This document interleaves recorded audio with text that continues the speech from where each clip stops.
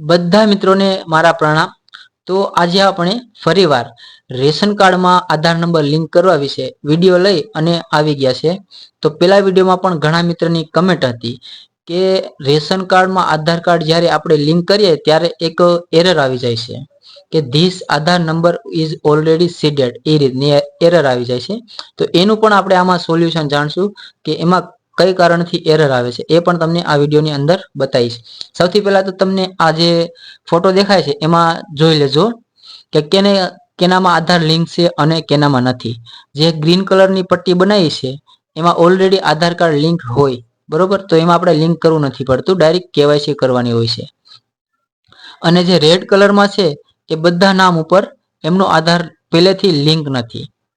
તો જેને આધાર પહેલેથી લિંક નથી એના માટે જ આધાર લિંકની પ્રોસેસ થશે। જ્યારે આપણે કેવાયસી કરશું ત્યારે આધાર નંબર નાખવાનો બોક્સ ત્યારે જ ખુલશે, બરોબર। ઘણા મિત્રો એવું કહેશે કે આ તમે કહો છો એ બધું ખોટું છે, બોક્સ કાંઈ આવતું નથી, પણ જેનામાં આધાર લિંક નથી એને જ આ બોક્સ ખુલશે।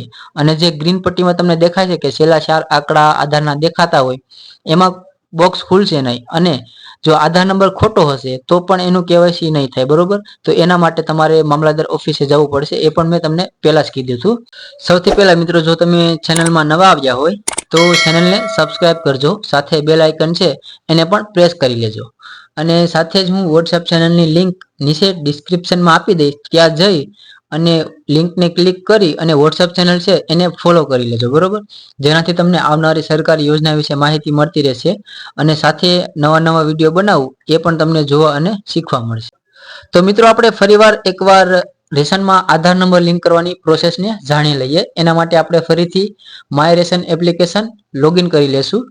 લોગિન કરી અને સૌથી પહેલા મિત્રો આપણે આધાર અને મોબાઈલની સ્થિતિ લખેલો ઓપ્શન છે ત્રીજા નંબર ઉપર, એમાં આપણે ક્લિક કરવાનું રહેશે। તો સૌથી પહેલા આપણે ત્યાં જઈ અને આપણે ચેક કરી લેવું કે આપણું આધાર નંબર લિંક છે કે નથી, બરોબર। તો એના માટે આપણે અહીંયા ક્લિક કરશો એટલે આ રીતનું આવી જશે, તમારો રેશન નંબર દેખાડશે અને બાજુમાં આપેલા કેપ્ચર છે એ નાખી અને વિગત બતાવો એના પર આપણે ક્લિક કરવાનું। તો અહીંયા તમને દેખાવા મળશે પેલા નંબર ઉપર જે પેલા નંબર ઉપર નામ છે એની સાથે આધાર નંબર લિંક છે અને બીજા નંબર ઉપર નામ છે એમાં આધાર નંબર લિંક નથી, એવા ચાર નામ છે, નહીં સોરી, હા 4 નામ છે, બરોબર।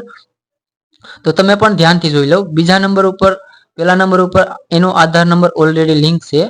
ત્યારબાદ ત્રીજા નંબર ઉપર છે એમાં જો આધારની સ્થિતિમાં નો લખેલું છે, હું તમને હાઇલાઇટ કરીશ એટલે તમને ખ્યાલ આવી જશે, બરોબર।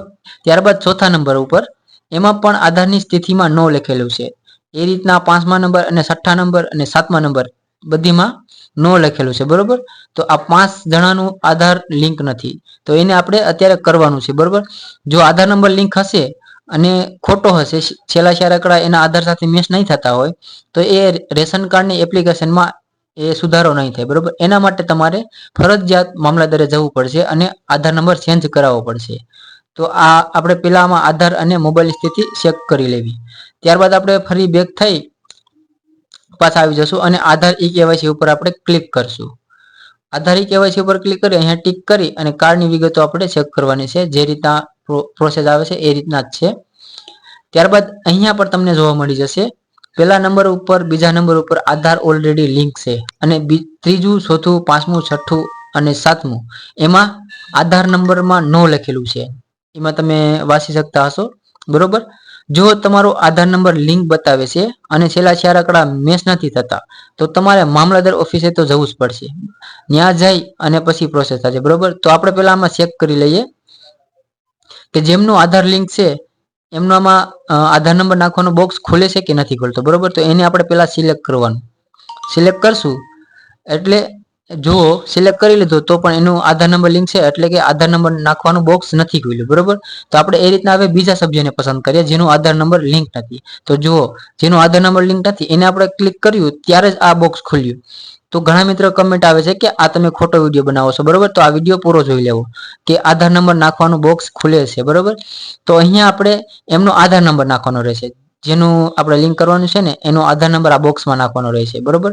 એ રીતના ફરીવાર ટ્રાય કરીએ, જો જેનો આધાર નંબર લિંક છે એનો આપણે સિલેક્ટ કર્યું તો એનો બોક્સ નથી ખુલતો અને જેને આપણે આધાર નંબર લિંક નથી એને ક્લિક કરશું એટલે એમાં એક બોક્સ ખુલી જશે, એમાં આપણે આધાર નંબર નાખવાનો છે, બરોબર. તો આપણે આધાર નંબર નાખી અને આગળ વધવાનું છે. આગળ વધશો, આ સભ્યમાં આધાર શેડિંગ અને ઈ કેવાયસી કરો, એના ઉપર આપણે ક્લિક કરવાનું છે. એટલે કે એક સાથે બે કામ થશે, આધાર નંબર પણ લિંક થશે અને ઈ કેવાયસી પણ થઈ જશે, બરોબર. તો આપણે આધાર નંબર નાખી અને પછી આગળ વધશો એટલે અહીંયા આપણે ઓટીપી નાખવાનો રહેશે. એટલે કે જે આધાર છે, આધાર નંબર એના સાથે જે મોબાઈલ નંબર લિંક હશે એમાં ઓટીપી આવશે, તે ઓટીપી અહીંયા નાખવાનો રહેશે. ઓટીપી આવે એટલે ઓટીપી તમારે નાખી લેવાનું રહેશે. થોડીક વાર લાગી શકે, બરોબર. સર્વરના હિસાબે કામ કરતું હોય છે, ઘણીવાર ઓટીપી આવતા પણ નથી, એવું પણ થાય છે. તો જેવો ઓટીપી આવે એટલે અહીંયા ઓટીપી નાખી અને ઓટીપી ચકાસવા ઉપર આપણે ક્લિક કરશું એટલે આપણે ફરીવાર એક નવા પેજ ઉપર આવી જશું, જેમાં આપણે મોબાઈલ નંબર નાખવાનો આવશે. જેવી રીતના આપણે કેવાયસી કરીએ છીએ ત્યારે મોબાઈલ નંબર નાખવાનો બોક્સ ખુલે છે એ પ્રમાણે.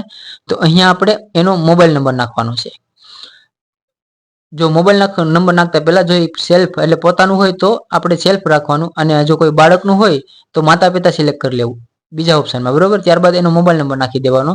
ત્યારબાદ જનરેટ ઓટીપી ઉપર ક્લિક કરવાનું રહેશે.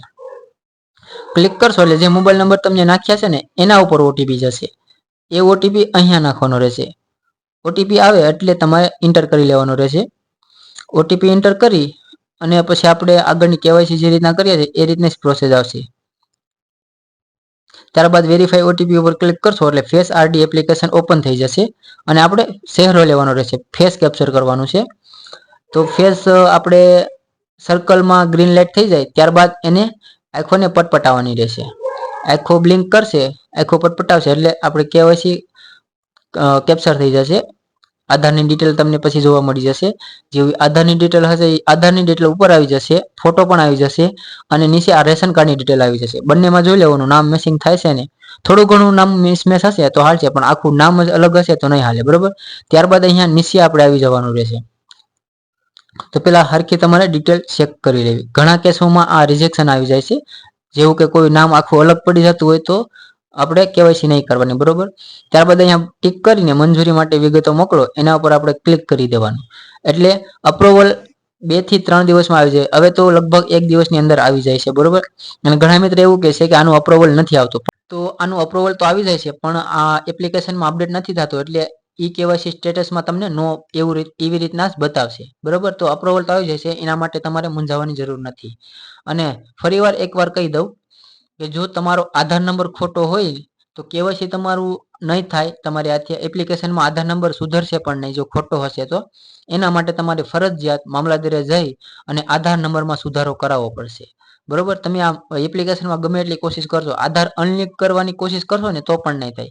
આધાર અનલિંક એનું જ થાય જેનું હાસુ આધાર નંબર લિંક હોય ને એને એ જ અનલિંક કરી શકે. કેમ કે જેવો આધાર નંબર તમે નાખશો એના પર ઓટીપી આવશે. જો ખોટો તમારો આધાર નંબર હશે તો એ તમારું મેચિંગ નહીં થાય, એટલે અનલિંક આમાંથી આધાર કાર્ડ નથી થતું. એના માટે તમારે ફરજિયાત મને મામલતદારે જઈ અને આધાર નંબર સુધારવો પડશે, બરોબર. અને જો રેશન કાર્ડમાં એક કઈ સભ્યમાં આધાર નંબર લિંક નથી અને નો સ્ટેટસમાં બતાવે છે તો એમનું આધાર નંબર લિંક આ એપ્લિકેશનમાં નહીં થાય. એના માટે એક સભ્યનું આધાર નંબર લિંક હોવું જોઈએ. જેવું તમે આ ફોટોમાં જોઈ શકો છો કે આધારની સ્થિતિમાં એક જણાનું આધાર લિંક હશે, બરોબર. એનાથી તમારે લોગિન કરવાનું રહેશે. જેનું લિંક હોય આધાર નંબર એનાથી તમારે લોગિન કરી અને બીજા સભ્યના આધાર નંબર તમે ઉમેરી શકો. હવે જો બધા સભ્યોમાં આધાર નંબર લિંક જ ના હોય તો તમે લોગિન પણ ના કરી શકો એપ્લિકેશનમાં. આ રેશન કાર્ડ લિંક ના કરી શકો એપ્લિકેશનમાં, બરોબર. એના માટે જો તમારે બધાના સભ્યમાં આધાર નંબર લિંક નથી તો એક સભ્યનું તમારે મામલતદારે જઈ અને આધાર નંબર લિંક કરાવી લેવું, બરોબર. ત્યારબાદ આ એપ્લિકેશનમાં લોગિન કરી અને તમારે બીજા સભ્યનું તમે આધાર નંબર લિંક કરી શકો, બરોબર. તો વિડીયો પૂરેપૂરો જોઈ લેજો. જો સમજમાં ના આવ્યો હોય તો ફરીવાર એકવાર જોઈ લેવું અને મેં જે કીધું એ તમારે સાંભળી લેવું, બરોબર. હવે આજ માટે આટલો વિડીયો. હવે આપણે મળશું એક નવા વિડીયો સાથે, અને ચેનલને સબસ્ક્રાઇબ ના કરી હોય તો કરી લેજો.